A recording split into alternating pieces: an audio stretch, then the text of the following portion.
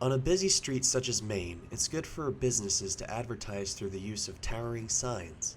People drive by every day on their way to work and view these commercials. But how can small stores who can't afford to put up a sign compete with these bigger chains? Game Exchange is a retro store located on the corner of their mall outlet that buys and sells all sorts of games and movies. Even the employees admit that they don't have a whole lot of representation, but they seem to be doing okay. Uh, Oddly enough, they didn't actually have any local representation. They did their advertising for hiring only in Craigslist, so a little different on that. But no, I'm more of a retro gamer myself, and so Game Exchange is one of those places where I can actually come and kind of share my craft and my passion with people. For a store like this to remain open this long, one has to wonder how they manage to keep pulling customers in. Fagan has some thoughts on that. I'd say it's definitely nice to have a location, not just close to campus, but close to the other chains.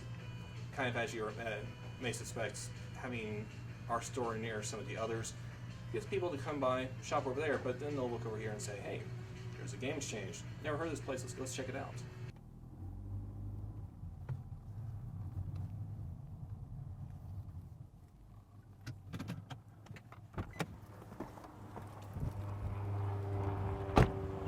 You know, I just came here to get some clothes from TJ Maxx, but now that I'm here, I see Party Galaxy, Game Exchange. There's so many stores, I think I'm gonna check them all out. There are issues that come to mind when sharing a parking lot, but these stores have found a way to make it work. We all share the same parking spot for employees in the back, which allows us to kind of work with each other on game days, try reserve and cordon off areas. It turns out that sharing is the most productive way for these companies to benefit each other.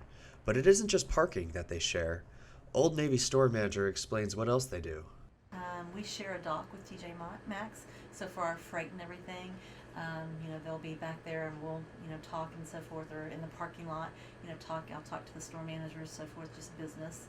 And then next to me is Famous Footwear, and occasionally they'll call and ask like holiday hours because it affects them when we're open, because we're such a large company that they'll kind of piggyback off our hours. So, occasionally, not that often, but for business needs, we definitely do communicate.